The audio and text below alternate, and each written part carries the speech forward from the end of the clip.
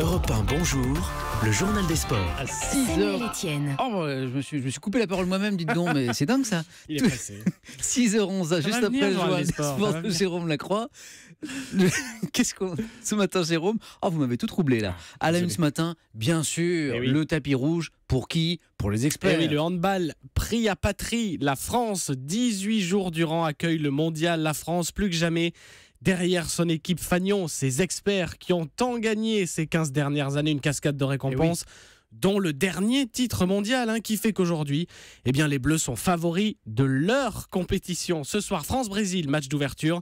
Dans un Paris-Bercy plein à craquer, François Hollande y est attendu parmi les 15 700 spectateurs et sur le parquet, bien sûr, la star Nikola Karabatic. C'est très excitant et ça est très motivant pour moi et pour toute l'équipe, mais je veux faire mon boulot sur le terrain le mieux possible et j'essaie de ne pas penser à tout ce qu'il y a autour et c'est une manière de se concentrer, de pas en évitant de se laisser submerger ou de laisser penser que ça pourrait être quelque chose d'énorme ou de particulier justement. Nikola Karabatic au micro européen de Christophe Lamar, France-Brésil, donc coup d'envoi 20h45 à Paris-Bercy. Et on croise les doigts pour les Bleus, bien sûr. Le mot sport du jour. Désolant, c'est ainsi que Raymond Domenech juge la Coupe du monde de foot à 48 équipes, comme on vous le racontait hier, adoptée par le Conseil de la Fédération internationale à l'unanimité. 16 nations de plus à partir de l'édition 2026, 80 matchs au total et entre 600 millions et 1 milliard d'euros de revenus supplémentaires pour la FIFA, au détriment, s'agace le consultant foot d'Europe 1, de la qualité d'un rendez-vous qui n'aura plus rien d'élitiste.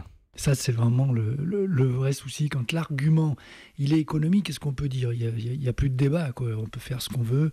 Les joueurs ne comptent pas, le spectacle ne compte pas. C'est pour une Coupe du Monde sur un spectacle comme ça qui doit être concentré, ça me paraît un petit peu désolant.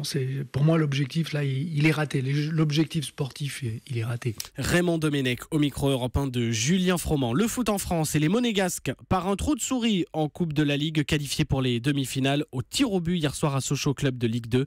Les Nancéiens, eux aussi qualifiés, ils ont gagné à Nantes 2-0, le point sur le Vendée Globe, jour 65.